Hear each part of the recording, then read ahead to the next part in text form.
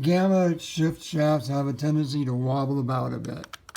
Now I've improved mine a little bit by putting in this cool Heim joint setup here instead of the factory clevis setup. However, it still wiggles around a bit. It's got this cheap bushing in there. And to show you what's going on, there's the wiggle. That's all the free play, okay? The whole thing is moving around. There's just a little of it is because of there's still a little free play in the Heim joints here. So there is still a little motion in the shift lever.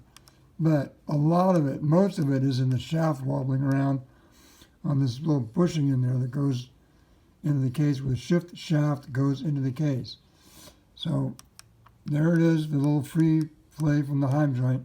Now if I let go and I just let the move the shift lever, you can see that it's moving a lot more. And you can also see up here that the whole shift shaft is moving. And it's all magnified out here because of the bushing in there. It's just a cheap plastic bushing, and that's manufacturing tolerances. So the thing is, to get it out, I only got one hand to hold this. Okay.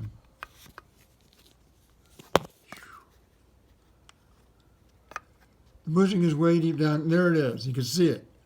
Okay, now it looks like it would be really hard to get out of there.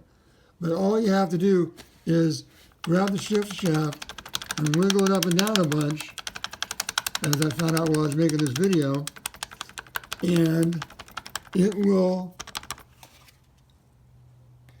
check it out, it walks its way out of there.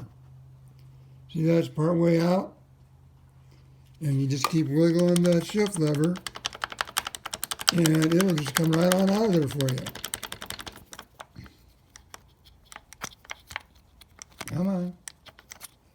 There you go. That is the stock bushing. Okay, now we're going to replace that with the Lance Gamma stainless steel bearing kit.